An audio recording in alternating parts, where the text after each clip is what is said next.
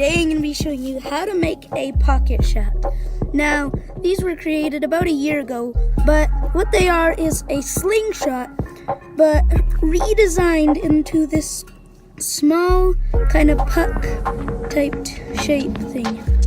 But what's really cool about these is you can easily make them, and they're way smaller than a slingshot, but still, even though they're smaller, they're just as powerful as one.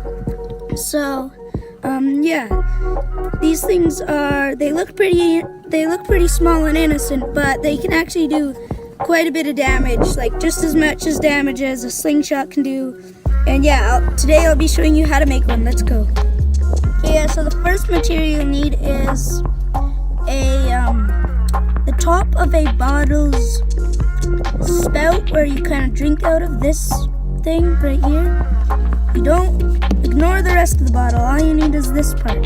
So the best way to get it off, I just use kind of like a saw. And yeah, use a saw, a hand saw, but you can use whatever. Scissors work the worst, and don't use scissors. But anyways, yeah. So you do that and cut it off. But don't use a pop bottle's lid, because a lot of times they're really small, and if you have a really small one, it won't work as a pocket shot. So you need a very big one, so I recommend using a Gatorade one or a Powerade one or something like that.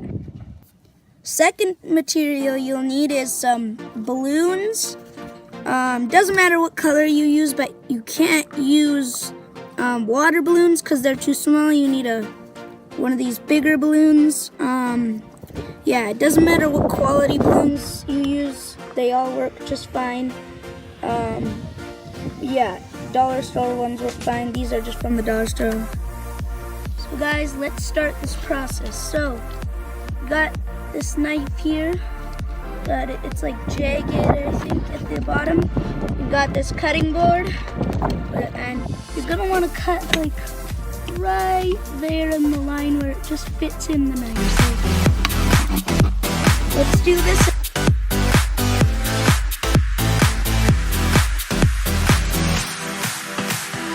So, just finished.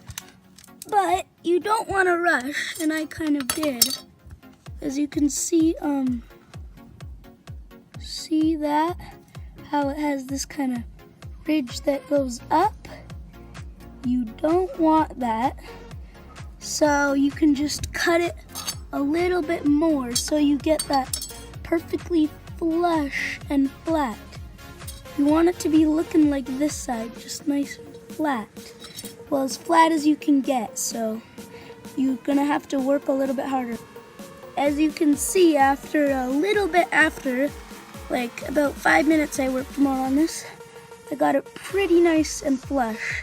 Now, once you get it as flush as you can, we're gonna have to sand this down, but I'm just gonna use the natural environment to do this. So, as you can see, I've got cement here, some cement. Yeah, what you're going to want to do is get the sharp part that you just cut and rub it hard on there for 5 minutes or whatever. I think 5 minutes works the best, as long as you can go. I'm trying to get it as smooth as you can. Been about 5 minutes of sanding, and this thing looks pretty nice now. Looks pretty smooth. So yeah, let's go to the next step. Next step is probably the most simple step, but you're gonna want to take this orange ring off. But however, when you take it off, you don't want to cut it, because if you cut it, then you wreck it, and you don't want to wreck it. You still want to have it fully connected, because you're going to use the ring later on. So, however you can get this off with still keeping it connected and together, do it. So as you can see, I have the ring off. Now that's what you're gonna wanna have it. As you can see this completely together, that's what you're gonna wanna have it. And if you do, good job. Now we are finally getting close to the end, and no more cutting except for this one last part. Now you wanna grab one of your balloons, and you're gonna wanna cut like a quarter up of the neck of the balloon. So about right here. So about like right there. Just want to snip it very carefully. take some time on this. As you can see, it should look like this. You don't need the neck anymore. You can just throw it out or do whatever you want with it. So yeah. So once you have your balloon cut like this, you're going to want to grab your cut neck of the bottle and the cut part of it. So here's the drinking spout. You're going to want to flip it over to the cut part of it where you cut. You're going to want to grab your balloon and stick this on so it's like over top. Show you a look. Now once you have your balloon on it, as you can see, on it, it's on, fully on, nice and flush with the top. You're going to want to grab your ring and put it back on. So what this is going to help is when you go to shoot it, the balloon won't come off. So yeah, just put it back on, and then your pocket shot is done.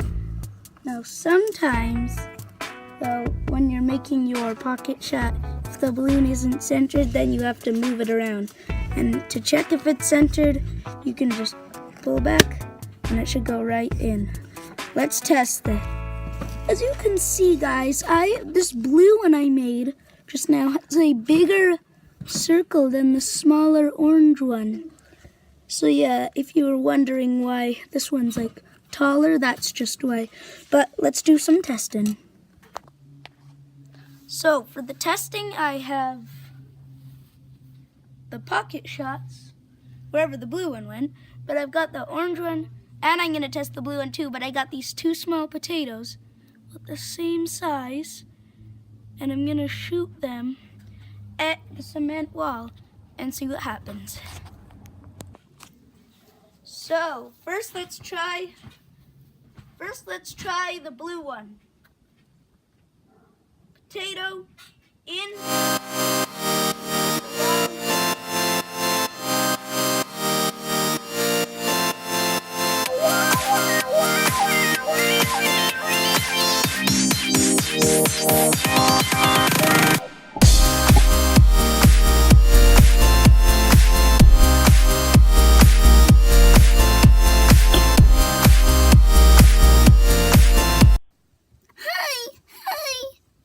Now let's try the orange one versus this ugly baby.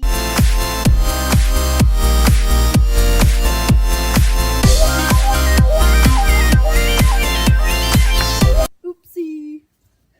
Just playing. It just, also guys, I forgot to tell you, when you pull it back, don't pull it like this or this, like angled, because it hit your hand and I actually did that time, so.